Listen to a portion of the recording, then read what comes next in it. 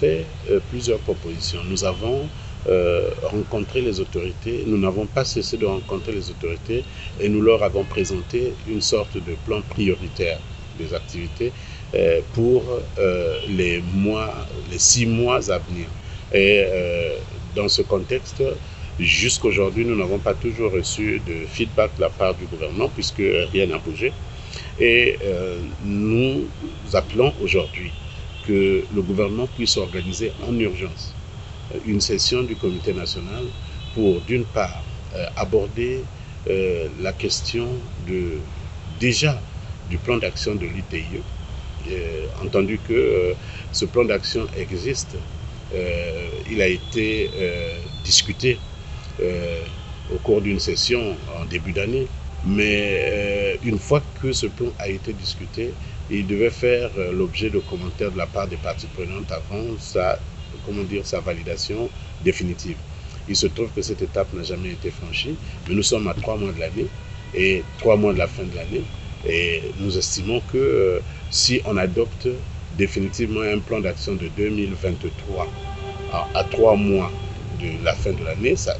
cause des problèmes. La question, c'est qu'il faut adopter ce plan et nous suggérons que lors de cette adoption, l'on adopte une perspective qui tienne en compte des 3 prochains mois, n'est-ce pas? Mais surtout que l'on se projette en direction de l'année 2024 et nous suggérons que le comité ITIE puisse adopter un plan d'action 2023 et puis 2024. Ça, c'est d'une part. D'autre part, nous considérons que cette session sera utile parce qu'elle permettra également au comité, donc à l'ensemble des parties prenantes, de pouvoir adopter un plan de priorité pour les 6 mois à venir. Et dans ce plan de priorité des 6 mois à venir, l'ITIE du Congo devrait réaliser les principales mesures correctives que la validation a recommandées pour que, évidemment, nous nous rapprochions de la conformité à l'initiative. Ensuite et essentiellement également, nous sommes, comme j'ai mentionné, à 3 mois de la fin de l'année et donc nous devons avoir le rapport ITIE 2021 au plus tard le 31 décembre et nous pensons qu'il est utile à ce moment-là que le comité national puisse adopter l'étude de cadrage actuellement disponible de cette perspective de rapport de façon à ce que tout le processus se mette en branle et qu'au 31 décembre, on ait pu et valider le rapport et communiquer sur le rapport. Je note que ce qui est utile, c'est surtout, et pas seulement de pouvoir publier le rapport, mais de s'assurer également qu'il y a une communication autour de ce rapport. Et pour cela, nous pensons que le gouvernement doit se mobiliser en urgence, que tout doit être mis en œuvre en urgence pour que nous réalisions des 3 priorités qui pourraient en effet relancer l'ITIE parce que de toute évidence, si nous rencontrons une suspension de l'ITIE en fin d'année, en tout cas en début d'année prochaine, parce que au 31 décembre, nous n'aurons pas respecté un certain nombre d'obligations, il est clair que dans ces conditions, l'ITIE étant un jalon de plusieurs autres initiatives de gouvernance telles que l'accord sur la facilité élargie de crédit, donc avec le Fonds monétaire international, puisqu'il a entendu pour le Fonds monétaire international que la transparence et la gouvernance sont des leviers, des priorités. Ce serait, je veux dire, à ce moment-là, dramatique pour la coopération avec le FMI, mais ce serait aussi une préoccupation en ce qui concerne, on va dire, la coopération avec l'initiative des forêts d'Afrique centrale, donc le TAFI, qui a retenu l'ITIE également comme un de ses jalons prioritaires. Et de ce point de vue, nous pensons que nous n'avons pas droit, nous ne pouvons pas nous permettre, évidemment,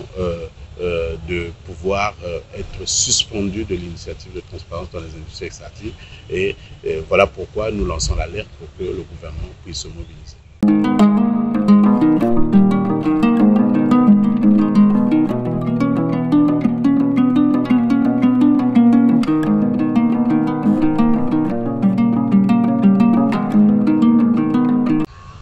Évidemment, l'initiative de transparence dans les industries extractives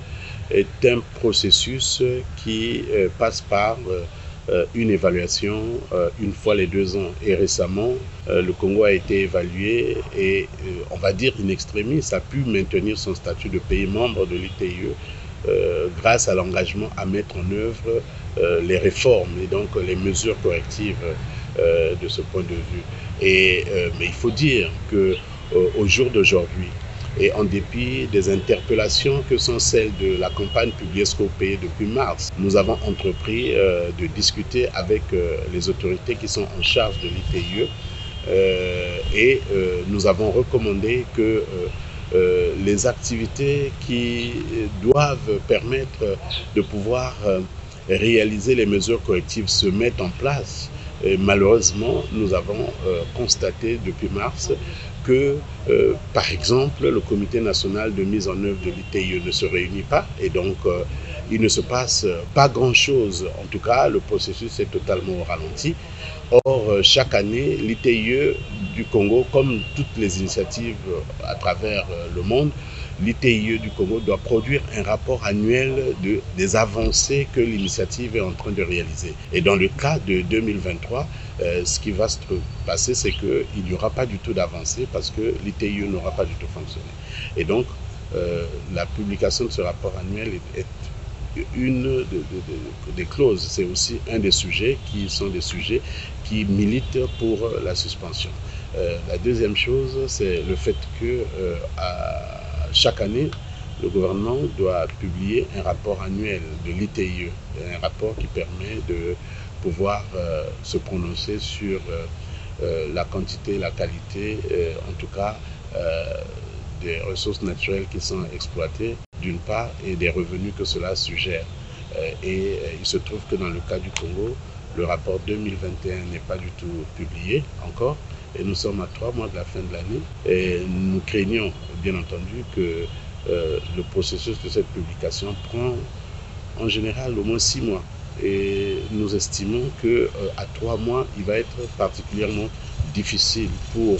le gouvernement de pouvoir produire ce rapport. Et parce que la question, ce n'est seulement pas de produire un rapport, mais la question, c'est aussi de s'assurer que le rapport qui est publié, d'une part, est un rapport de qualité et que ce rapport prenne en ligne de compte les réformes et l'ensemble des préoccupations qui ont été évoquées dans les rapports précédents. Et que d'une part, une fois que ce rapport est vu et accepté comme étant un rapport de qualité, il doit aussi faire l'objet de dissémination, de partage avec l'opinion pour qu'on considère l'exigence sur le rapportage comme étant une exigence accomplie, une exigence réalisée. Et fort, ne serait-ce que de ces 2 aspects en particulier, s'ils ne sont pas résolus d'ici le 31 décembre, il est clair que en particulier sur l'exigence sur le rapportage, il s'agit d'une clause suspensive. Si vous n'avez pas publié un rapport au 31 décembre de l'année, un rapport N-1, bien entendu, ce qui arrive, évidemment, c'est la suspension. Et donc, nous estimons que le gouvernement doit tout mettre en œuvre pour répondre justement à cette préoccupation et pour pouvoir prévenir, voire éviter cette suspension.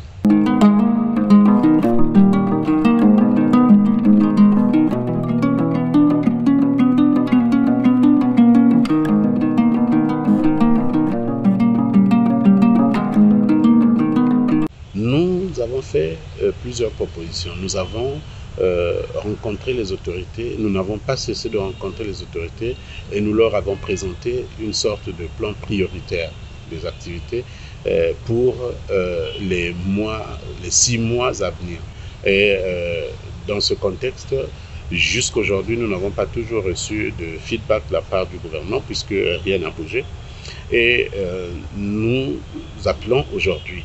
que le gouvernement puisse organiser en urgence une session du comité national pour, d'une part, aborder la question du plan d'action de l'ITIE. Entendu que ce plan d'action existe, il a été discuté au cours d'une session en début d'année, mais une fois que ce plan a été discuté, il devait faire l'objet de commentaires de la part des parties prenantes avant sa validation définitive. Il se trouve que cette étape n'a jamais été franchie, mais nous sommes à 3 mois de l'année et 3 mois de la fin de l'année. Et nous estimons que si on adopte définitivement un plan d'action de 2023 à 3 mois de la fin de l'année, ça cause des problèmes. La question, c'est qu'il faut adopter ce plan et nous suggérons que lors de cette adoption, l'on adopte une perspective qui tienne en compte des 3 prochains mois, n'est-ce pas? Mais surtout que l'on se projette en direction de l'année 2024 et nous suggérons que le comité ITIE puisse adopter un plan d'action 2023 et puis 2024. Ça, c'est d'une part. D'autre part, nous considérons que cette session sera utile parce qu'elle permettra également au comité, donc à l'ensemble des parties prenantes, de pouvoir adopter un plan de priorité pour les 6 mois à venir. Et dans ce plan de priorité des 6 mois à venir, l'ITIE du Congo devrait réaliser les principales mesures correctives que la validation a recommandées pour que, évidemment, nous nous rapprochions de la conformité à l'initiative.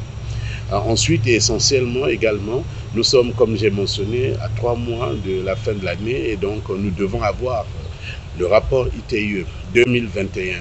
au plus tard le 31 décembre et nous pensons qu'il est utile à ce moment-là que le comité national puisse adopter l'étude de cadrage actuellement disponible de cette perspective de rapport de façon à ce que tout le processus se mette en branle et qu'au 31 décembre, on ait pu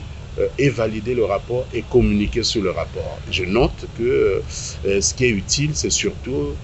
et pas seulement de pouvoir publier le rapport, mais de s'assurer également qu'il y a une communication autour de ce rapport. Et pour cela, nous pensons que le gouvernement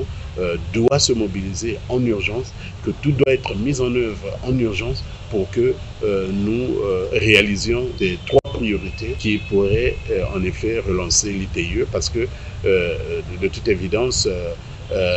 si nous rencontrons une suspension de l'ITIE en fin d'année, en tout cas en début d'année prochaine, parce que au 31 décembre, nous n'aurons pas respecté un certain nombre d'obligations, il est clair que dans ces conditions, l'ITIE étant un jalon de plusieurs autres initiatives de gouvernance telles que l'accord sur la facilité élargie de crédit donc avec le Fonds monétaire international, puisqu'il a entendu pour le Fonds monétaire international que la transparence et la gouvernance sont des leviers, des priorités. Ce serait, je veux dire, à ce moment-là, dramatique pour la coopération avec le FMI, mais ce serait aussi une préoccupation en ce qui concerne, on va dire, la coopération avec l'initiative des forêts d'Afrique centrale, donc le TAFI, qui a retenu l'ITIE également comme un de ses jalons prioritaires. Et de ce point de vue, nous pensons que nous n'avons pas droit, nous ne pouvons pas nous permettre, évidemment, de pouvoir être suspendu de l'initiative de transparence dans les industries extractives. Et voilà pourquoi nous lançons l'alerte pour que le gouvernement puisse se mobiliser.